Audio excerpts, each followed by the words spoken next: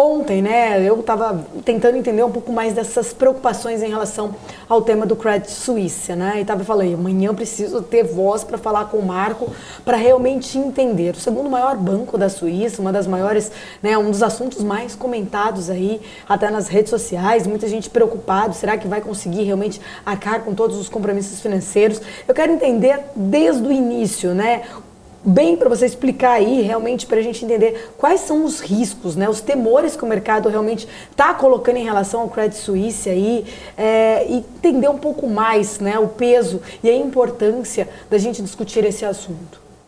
Bom, acho que vamos tentar começar de trás para frente. Sim. Quando eu digo de trás para frente, assim, é interno para o externo, né? Primeiro, vamos nos preocupar em relação a nós aqui no Brasil.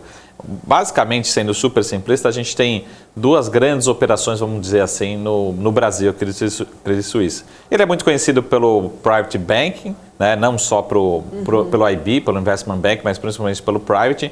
Então, a gente tem realmente uma preocupação porque são poucos investidores, mas são investidores muito grandes. Mas esses investidores também, provavelmente, eles têm uma diversificação de portfólio, eles têm outras contas, mas a gente está falando de um mercado um pouco mais restrito, não é um mercado de varejo, não é um mercado pulverizado, são poucas contas, mas contas maiores. Então, talvez esse grupo de investidores considerados private, que a gente chama, estão bastante preocupados e podem até estar pensando, como a gente está recebendo essa demanda aqui na Sarinvest e outros consultores de investimento, nós estamos nesse momento recebendo essa demanda. Porque eu sempre falo, um banco, pessoal, ele não vai quebrar por conta de lucro ou prejuízo, né? Ele vai quebrar por conta de falta de credibilidade, por falta de confiança. Para quem já viu um banco quebrando, né, ou tendo um ataque especulativo na minha frente, por exemplo, né, para quem estava lá em 2008, é principalmente por falta de credibilidade. Porque um banco ele se alavanca muito, né, ele tem a sua alavancagem. Se realmente começar a credibilidade, ele não vai conseguir honrar com os compromissos, enfim, com toda a liquidez. É assim que o banco pode trazer preocupação. Mas vamos falar aqui do Brasil. Então, a gente tem, em resumo, dois principais segmentos sendo super simplistas. O Private Banking. Então, se você conhece algum cliente, é natural ter essa preocupação e provavelmente o cliente nesse momento está se questionando se mantém a conta, se diversifica, olha para um outro portfólio, isso é super natural, existe essa preocupação. Mas a gente precisa lembrar também que tem muitos investimentos que você não está correndo o risco exatamente Credit Suisse. Você está correndo o risco, às vezes, do administrador, que pode ser outro, você está correndo o risco de bolsa, por exemplo, as suas ações. Eu opero pela corretora Credit Suisse. Não tem tanta preocupação assim, porque a gente está fazendo a custódia em outro lugar, enfim. Então precisa entender um pouco disso, mas é natural, né? Porque a gente não tem, o investidor não tem tanto conhecimento muito das questões regulatórias, né? Tradicional FGC, enfim, outros órgãos que possam trazer algum momento de liquidez, de garantias. Mas é natural, se você tem conta no Credit Suisse, o mundo todo está questionando. E no Brasil a gente tem a preocupação aqui que o Credit Suisse, pela a sua tradição aqui no Brasil, ser um grande gestor em termos de fundos imobiliários. A gente tem muitos fundos, os fundos são muito bons, são muito grandes e são representativos na indústria de fundos imobiliários aqui no Brasil. Então essa é a preocupação. A princípio também o banco acabou de enviar um comunicado, né? Também a gente não pode traduzir nessa preocupação, né, em relação aos ativos, à liquidez dos bancos, né, do banco em si, porque os ativos estão alocados, né? Então você tem um shopping por trás, você tem um papel, você tem um título, você tem, né, um hospital, você tem uma escola, né?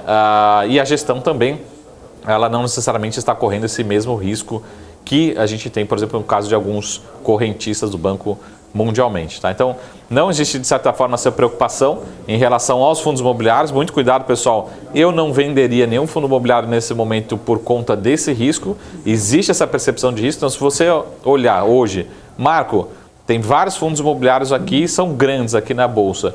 Tem essa preocupação, eu acho que é natural ter essa preocupação, mas eu não venderia. E pelo contrário, eu acho que se tem alguém vendendo, se os fundos caírem por conta desse risco, eu acho que pode ser oportunidade de compra, porque a gente não está associando ao risco Credit Suisse nesse momento, tá? Então essa é a preocupação. Agora lá fora, sim, que acho que é a grande preocupação. Existia a possibilidade, do que a gente viu em 2008 principalmente, é um dos maiores bancos do mundo, é um dos maiores bancos de investimento do mundo, é um dos maiores bancos da Europa principalmente. E quando a gente fala assim, provavelmente as ações já estejam precificando um risco de liquidez, de insolvência muito grande. É só olhar pelo tradicional múltiplo preço sobre o valor patrimonial, que já está sendo negociada muito baixo, né? A última vez que eu vi isso, alguns dias atrás, está sendo negociada a 0,2 valor patrimonial. O que é isso? Naturalmente, os bancos na Europa são negociados próximo de uma vez, às vezes um pouquinho para baixo, aqui no Brasil também, né? Uns bancos são muito bons negociados a 1,5, 2 vezes. O Credit Suisse está sendo 0,2, ou seja, o mercado já está colocando na conta uma possibilidade real realmente do banco precisar de uma injeção de capital, de uma preocupação.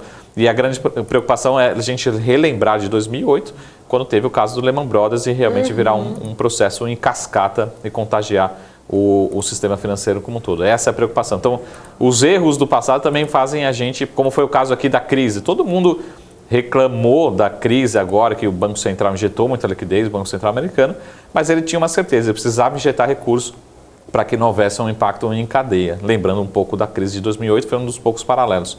Então, essa leitura que a gente tem, tá? De novo, a gente continua super à disposição, mas acho que a grande leitura para nós do varejo aqui é os fundos imobiliários, e a gente não tem preocupação em relação à gestão, em relação à cota, em relação ao resultado, em relação à liquidez. Esses fundos imobiliários vão continuar, tá? É tudo mais constante. Não vendam se for essa decisão. Se você é correntista, acho que aí é outra preocupação. E acho que esse é um ponto importante que precisa ser realmente debatido junto ao seu consultor, junto com o seu assessor.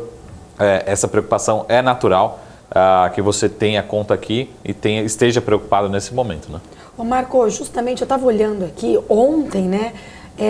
As ações elas conseguiram ali recuperar, operaram em alta, né? Fecharam em alta na terça-feira, apesar, né, de toda essa discussão, mas à medida que as preocupações sobre todas essas questões foram diminuindo ali um pouco, de repente, né, a gente viu aí realmente uma reação, porém hoje as ações estão em queda. Eu estava até olhando aqui, o gráfico está caindo agora mais de 3% aqui, as ações, 4,16 francos suíços, agora o gráfico está bem assim, né, caiu, subiu de novo e agora está um pouco ali em queda, mas não tão grande igual estava anteontem, né, quando começaram a surgir essas questões. Apesar de você ter trazido aqui, né, para essa questão dos fundos imobiliários, eu também estava lendo ali que muitos especialistas, citando aí, como você falou, da bola de neve, lá da bolha que aconteceu da crise de 2008, muitos especialistas acreditam ali que se caso venha, né, ter realmente uma falência aí do Credit Suisse por conta do tamanho dele, respingaria em várias outras companhias e instituições financeiras, né? Apesar de você falar que realmente não acredita exatamente aí de uma falência assim, né, tão como você explicou muito bem em relação à força do banco, e não é tão fácil assim quebrar, falir, né, da noite para o dia, vamos dizer assim, uma instituição financeira, mas tem essa preocupação, né, da crise de 2008 que sempre bate aí na porta do investidor. Você acredita que poderia realmente, né, se caso num pior patamar, aí, num cenário realmente de falência, isso respingaria exatamente, poderíamos né, vivenciar a mesma situação de 2008? Eu acho que na mesma intensidade não, mas a grande preocupação é quem vai salvar o banco caso precise realmente de uma liquidez, né? A gente teve aqui no caso dos Estados Unidos, isso foi também o debate também durante a crise aqui agora da pandemia, um aumento do balanço norte-americano, né, do Fed, Banco Central americano, injetando liquidez, entrando realmente ativamente naquele movimento que a gente chamava lá de QE. Né? Agora a gente está no movimento inverso. Acho que a grande preocupação é entender também que é um banco que ele está muito relacionado principalmente à cadeia de crédito, né, em relação ao mercado de capitais, em relação à liquidez do sistema financeiro. Então agora, será que teria capacidade, caso precise, caso realmente a gente tenha, acho que a gente está longe desse cenário. Né? O mercado já está precificando talvez uma parte, mas está longe realmente do banco sofrer um ataque especulativo. E lembrando o que é ataque especulativo? É basicamente, como você falou, é uma bola de neve. Quando você é correntista, mas escuta o seu vizinho, que também é correntista, sacando dinheiro de um banco, fala assim, eu estou zerando a minha posição, e começa essa informação, né, rodar entre os mercados, se todo mundo resolve sacar seus recursos, o banco não vai conseguir ter essa liquidez, não vai conseguir honrar, e essa é a preocupação que pode existir dentro de um banco. De novo, eu vi acontecendo aqui, por exemplo, aqui no Brasil, acho que vocês lembram o caso do Unibanco, na verdade. Né? O Unibanco era um capital aberto, sofreu sim um ataque especulativo, na minha opinião, e acabou tendo realmente vamos colocar entre aspas aqui, mas essa fusão, né, entre Itaú e Unibanco surgiu dentro de um ataque especulativo lá atrás do Unibanco. Então, de novo, não necessariamente é por um resultado positivo ou negativo, mas caso esse é aí que realmente um banco quebra por conta da sua alavancagem natural do sistema financeiro do banco, o inverso também é verdadeiro. Caso ele precise honrar, ele não tem liquidez e vai precisar ter essa intervenção. Qual que é o cenário base? Não é um cenário base de quebra, né, do banco, mas o cenário base que o mercado já está colocando, que a probabilidade de insolvência hoje é muito maior do que há 2, 3 semanas atrás. É muito maior esse risco de insolvência e quem que vai ajudar caso realmente precise ter essa injeção de liquidez, né? Já que a Europa também está com outras preocupações, né, e precisa ver se não teria esse contágio. Acho importante agora, que é uma informação difícil de ter, principalmente aqui no Brasil, porque a gente está olhando uma operaçãozinha do banco, mas entender justamente quais serão as conexões que o banco tem, como é que ele está mais exposto lá fora, em termos de ativos, né, de crédito, enfim, toda essa parte do balanço do banco. Isso a gente acho que não tem muita análise aqui no Brasil, porque também a operação aqui é um pedaço da operação mundial do banco. Tá? Então, vai acontecer essa quebradeira? A princípio não, mas aumentou muito a probabilidade de 3 dias para cá, do final de semana para cá.